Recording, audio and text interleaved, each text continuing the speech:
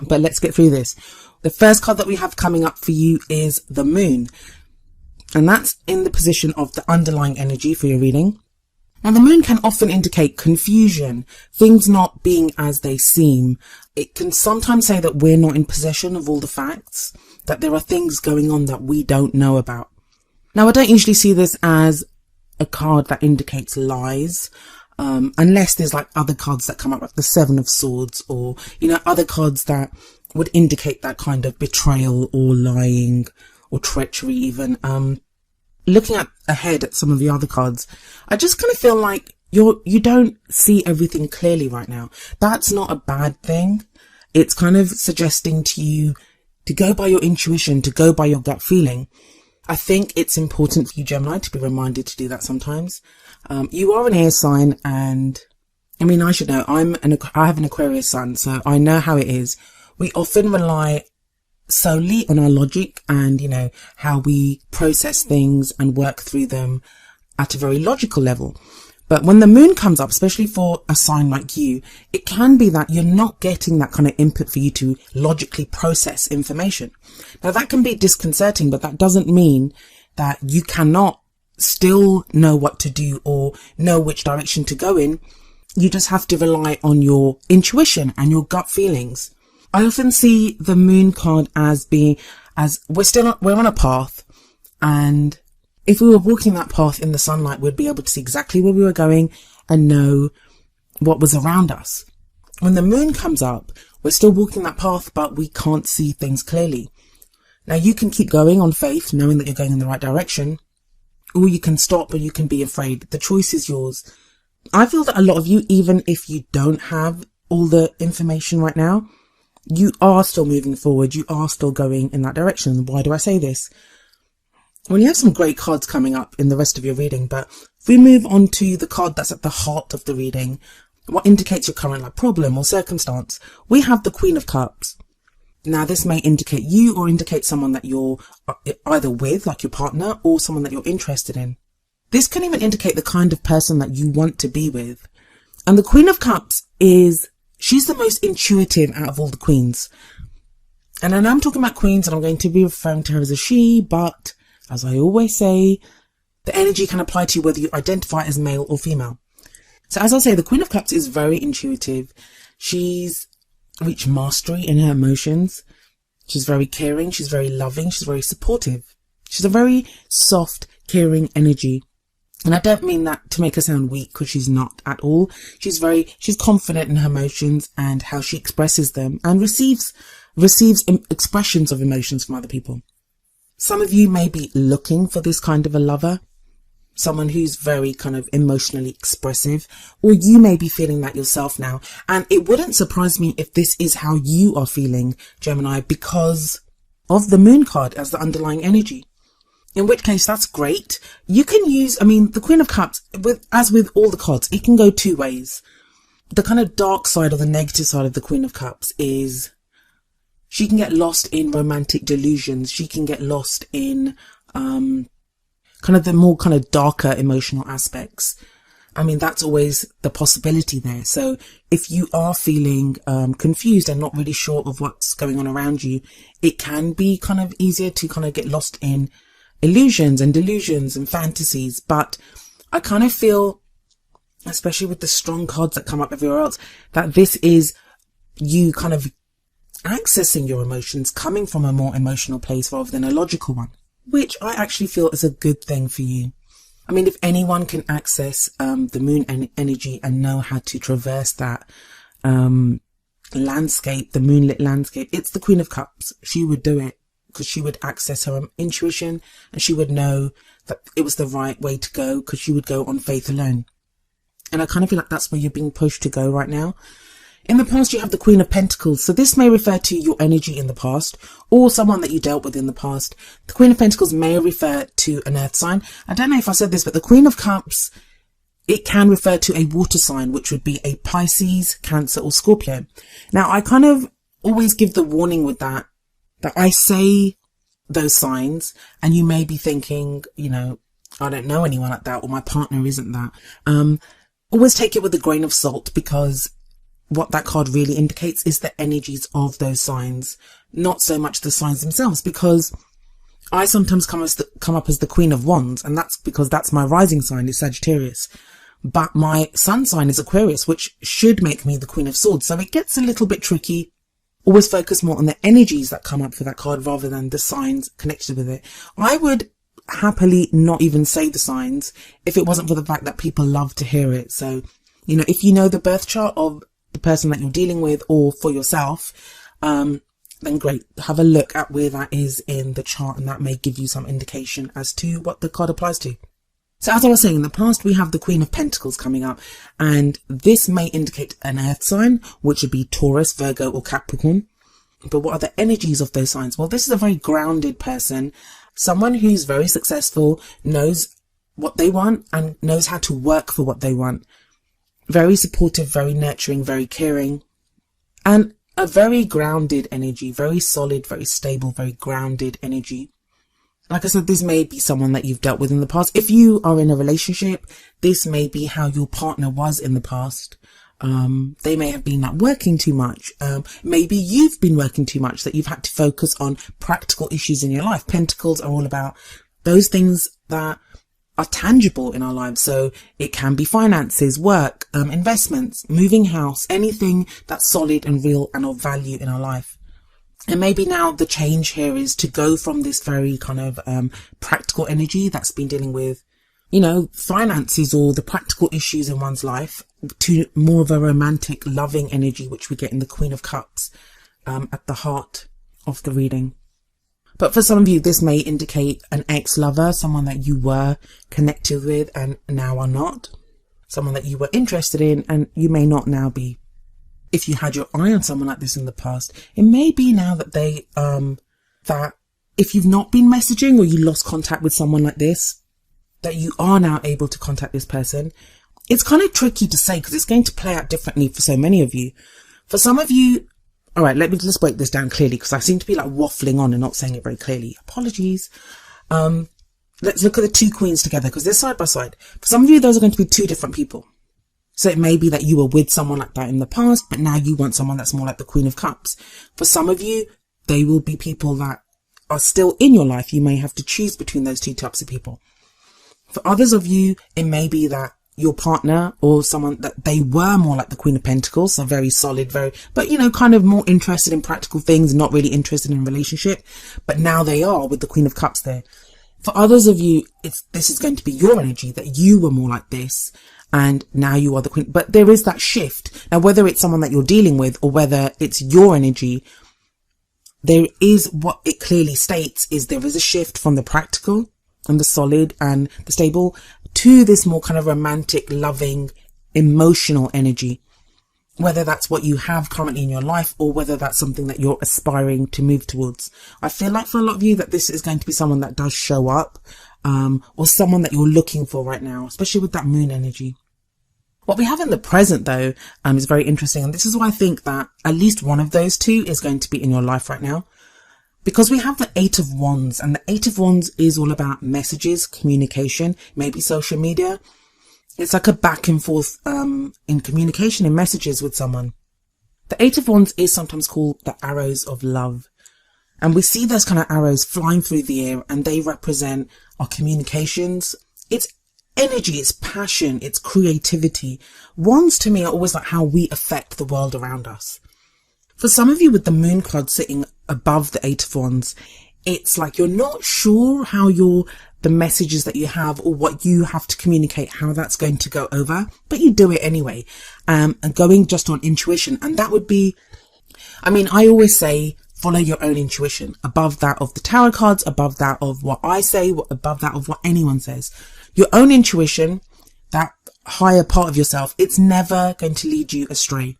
And right now, Gemini, I know as much as you love going by your thoughts, going by the logical analysis of a situation, you're kind of not able to do that. And it's good that you're not able to do that. I mean, have a look at the cards. There's not a single swords card in there. Swords are the suit for Gemini. If this reading isn't resonating with you, because you are feeling kind of very logical, I would kind of suggest you try to not think at the moment. And that sounds really strange. But there is kind of logic to that. Mercury, which is your ruler, was retrograde for like most of December, then went direct beginning of January, but has been in its shadow period until for most of January. Mercury is how you think. Mercury is that planet of communication, of thinking, of information, how we process that information and communicate it. So with all of that that's been happening, you've not had access to your ruler like you normally would have. But that's all great stuff. Like, just because you're not able to process things logically, it doesn't mean you don't have instinct. It doesn't mean you don't have intuition. And I think for a lot of you, you're going to embrace this. It's going to feel good to actually feel, and you're going to reach out to someone or communicate with someone, or someone could do that with you and you will communicate back. Even if you normally would have liked to have sat and processed that, you know, whether you should do it or not. I think you're going to go on instinct, and I think that's a good thing to do. The reason I say that is the card coming up as your future energy is the Two of Cups, sometimes called the soulmate card. I'm trying to actually use the word soulmates less in my readings, because one thing that I've realized from comments, from questions that I've received, from the personal readings that I do, from the questions that get asked, everyone has a different interpretation of the word soulmate. I'm actually planning on doing a kind of live Q&A just about soulmates, just to answer questions that people have about soulmates. So if that's something that you think you'd be interested in, please leave a comment and let me know about that. But soulmates, yes.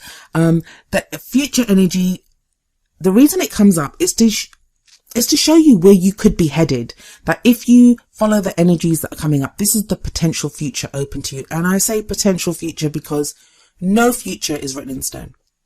Because going by what this reading has said so far, if you decide, for example, that no, I'm going to wait until my brain comes back online, I don't want to follow my instincts, this is too freaky, or you know, that I don't like this, I don't like going by emotional stuff, I want to logically figure it out, then you've just changed your future. You've just changed what you're going to do. You probably won't be as open. You probably won't be as emotionally open in any kind of messaging that you have with someone, because you will kind of feel on the defensive a little bit. But on the other hand, if you embrace your emotional, this kind of new emotional side of yourself really openly, good could come out of it. And you have the Two of Cups coming up in the future. So what does the Two of Cups say, apart from just calling it the soulmate card? It's two people coming together. It's that kind of connection where you meet someone and you feel like it's fated. You've known this person before. They feel like you're missing piece. Like, you know, there's a very deep, intense connection here. And it can be platonic, because at its very core, what it speaks of is a relationship of support, of connection, the perfect combination of two energies of being. So like in a general reading, you can get the Two of Cups, and that can show a great business partnership, someone that is perfect for you, you know, in business. But this is a love life reading. So this could like indicate someone that feels like your perfect partner when you meet them. Now, the future energies don't usually come about during the phase that the reading is for. So, I mean, a lot of this is going to be the Eight of Wands. So maybe you'll be communicating with someone. You may even meet this person online or through social media, but the seed for that feels like it will be born during this period. Where you will be by the end of this period, which is like the middle of February, is the Nine of Pentacles. And that's the kind of crowning energy. And I call it the crowning energy, but it isn't really, if you've been using other spreads, it's not that kind of a crowning energy. What it says is how you're stepping forward, how you're moving towards your goals, how you're moving towards that Two of Cups. And I think it's really important for you not to lose yourself, Gemini. The Nine of Pentacles is a card of independence, of enjoying the abundance that you have created, especially with that Queen of Pentacles sitting above the Nine of Pentacles. It feels like practically you'll be in a much more secure position than you probably have been in a while. But I mean, you can use that in two ways. You can either enjoy what you have alone and not want anyone else. You just think it's great to be single. I've got all this stuff and I just want to enjoy it. And that's your choice. It's a free will dimension. You can do whatever you like to do. But I feel for others of you, this is going to be a great kind of moderating and balancing energy. Because sometimes when the Queen of Cups comes up, if we're feeling really loved up, we can lose ourselves. We can lose ourselves to that love. It doesn't feel like you'll be doing that, especially with this Two of Cups, the promise of the Two of Cups. And especially if you're having like exciting or passionate interaction with someone. The Nine of Pentacles here says that you won't lose yourself. In fact, you'll have something within yourself, and that came about from either your interaction with the Queen of Pentacles or from a time when you had the Queen of Pentacles energy, that you have now created something for yourself and you're ready to share that with someone. Sometimes we can feel like we don't want to get into a relationship because we're still trying to create something for ourselves or to become something ourselves. And it feels like by the end of, by the middle of the month, you'll have reached a place where you are ready to share what you have with someone. And that's a brilliant, brilliant energy to have. You really have had the best reading so far, Gemini. So well done. Congratulations. If you have a look at some of the other videos, what I've been telling everyone is that the new year seems to have begun with this Aquarius new moon. And Aquarius is a sister sign of yours. So it wouldn't surprise me that you have all this kind of great, that, you know, you're benefiting from Aquarius season. And with the new moon that we've had in Aquarius, there are new things coming in for you. But the main message I would give you is go with your emotions. Go with your emotions, Gemini. Having a look at the oracle cards, the first card that we have coming up for you is engagement. And the card says your love life is ascending to a higher level of commitment. I mean, that says it all really. It doesn't mean literally that you will get engaged, but for some of you, that may be the goal. That may be where you're headed. It may be now that the person that you are headed towards, with the seeds that are being sown right now, that's what they eventually lead to, is this kind of leveling up, a higher state of, a higher level of commitment within your love life. That's what it always says to me, this card, that, you know, there is that committing to someone or committing to a way of life. Now, I haven't actually like broken it down in terms of if you're in a relationship or if you're single. I've been trying not to do that because it confuses people. I'm trying to stick to just the energies so you can apply that to your own situation. But I mean, if I was to apply it, if you're in a relationship and you're like, I don't want to meet anyone else, I'm with the person that I want to be with, that Two of Cups that comes up as a future energy, that shows a connection with that person like you've never experienced before. That, you know, that you are now connecting at that very kind of deep emotional level. And that may cause you to want to level up in your love life with the engagement card coming up there. For those of you that are single, it's very obvious that you could meet someone like that. Even if there's no one on the horizon right now, it could indicate that. For some of you that are dating or you're not really sure about, you know, how things are going with someone, I feel like that's going to start to clear up very quickly this month, and you will be able to decide what you want to do. Even if there's no one around, even if you're single, I feel like if before you've just been interested in dating or like, you know, casually dating people, your level of commitment to your own love life is going to increase. So you will now think, I don't think I want to casually date anymore. I think I'd like to find someone a little bit more serious. And, you know, you're going to be projecting that when you do go out on dates, if you do date people, it's going to be less casual. It's going to be more committed. You're going to be looking for someone that is more committed. And then the other card that I have for you from the Whispers of Love Oracle deck is appreciate this moment. And the card says each and every situation has an opportunity to grow and find love. And I feel like, yeah, that's what you're going to discover. That is how you're going to feel, especially if you're walking around feeling like the Queen of Cups, or if someone like that comes into your life. That is such a loving, abundant energy. When you feel like that, when you have nothing but love to give people, then you're going to express that love, whether you're getting coffee in Starbucks or whether you're talking to someone online. You have that potential to find love wherever you go. And if you're in a relationship, love is going to grow from that. Even if the other person is being like resistant or in their own heads or doing something themselves, when you express love, how can they not respond with love as well?